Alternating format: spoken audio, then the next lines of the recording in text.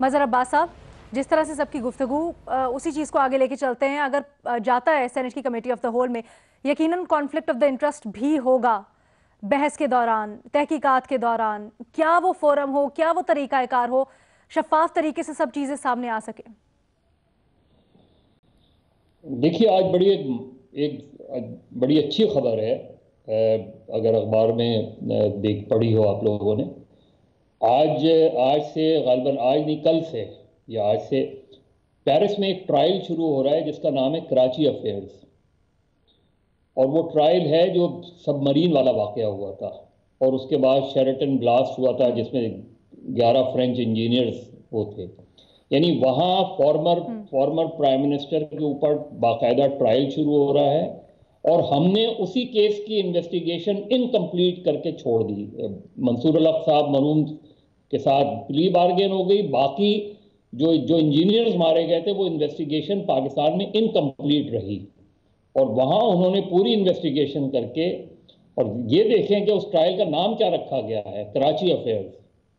यानी जो kick bags लिए गए, जो चीज़ें हुई, तो हमारे यहाँ तो वो चीज़ें उस तरीके से सामने नहीं आई, लेकिन वहाँ मुकदमा बहरहाल चल रहा है और उसका फैसला और उसकी जो पूरी इन्वेस्टिगेशन है वो मेरा ख्याल है हमें बहुत मदद कर सकती है। रही बात ब्रॉडशीट की, जैसे मैंने पहले भी कहा था कि अगर पाकिस्तान में करप्शन को किसी स्टेज पे आपको रोकना था तो आप असगर खान केस की अगर सही मानों में तहकीकात होती तो आज ब्रॉडशीट होता ही नहीं।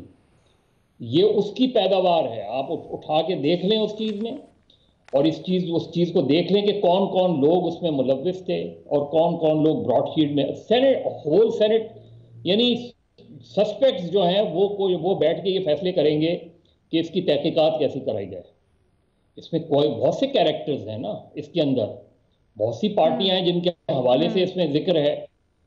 देखिए, इसमें अगर आपने करना है, इस पे एक हाई पावर्ड जेआईटी बनाई जाए, सुप्रीम कोर्ट उसकी सुपरविजन करे।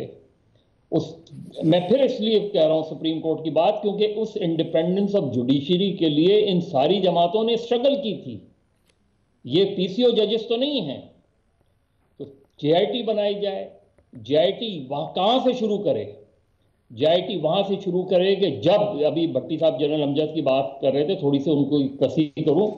जनरल अमजद ने अपोज किया था ब्रॉडशीट को और इसकी तहकीकात की जाए कि ब्रॉडशीट यानी आपने उसको एक नई जिंदगी दी।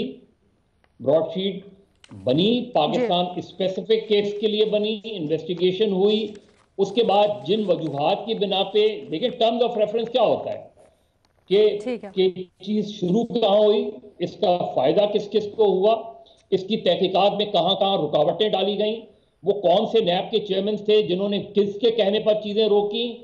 अगर इसकी तहकीकात सही मानों में हो जाएं तो ना सिर्फ ये कि पाकिस्तान का पॉलिटिकल सिस्टम जो है वो कोलैप्स कर सकता है, शायद बेहतर हो सकता है, पॉलिटिकल इंजीनियरिंग को हॉल्ट हो लग सकता है, लेकिन ये बात इसलिए नहीं हो पाएगी क्योंकि जब सभी सस्पेक्ट्स हैं, जब चाहे स्टेट हो, चाहे नॉन स्टेट्स हो, चाहे पार्लियामेंटेरियंस हो, चाहे गवर्नमेंट्स हो, चाहे नैब हो, जब आवा का आवा ही बिगड़ा हुआ है तो कौन तहकीकात करेगा, कैसी तहकीकात होंगी, बस तो ये कौन खेल तहकीकात कहानी करेगा। चलती अच्छा, एक रहेगी। सजेशन, ठीक है।